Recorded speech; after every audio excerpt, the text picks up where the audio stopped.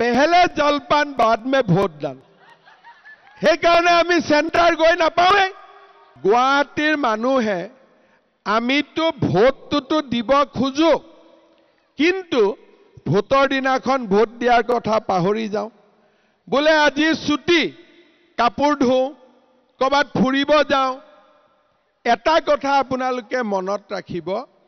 প্ৰত্যেক সপ্তাহতে ৰবিবাৰ আহে কাপোৰ ধুবৰ কাৰণে প্ৰত্যেক সপ্তাহতে এদিন ছুটি থাকেই ইলেকশনৰ দিনটো ছুটি নহয় ইলেকশনৰ দিনটো আমাৰ দায়িত্ব হল ভোট দিয়া কিন্তু আমাৰ মানুহে বোলে আজি বন্ধ আজি মাছ ভাতকে বনা বোলে আজি মাংসকে বনা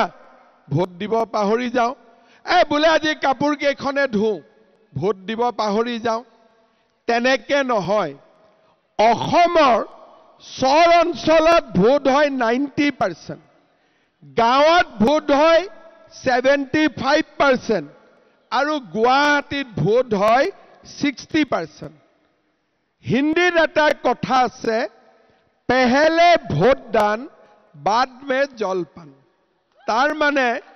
তাৰ মানে সিদিনাখন আমি ভাত পিছত খাম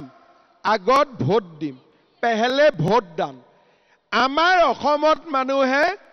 पहले জলপান बाद में ভোট দান সেইকাৰণে আমি সেন্টাৰ গৈ নাপাওঁৱে ইলেকশন হল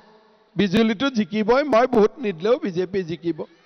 এইটো নহয় সকলোৰে আশীৰ্বাদ থাকিব লাগিব ভোট দিয়া মানে আশীৰ্বাদ দিয়া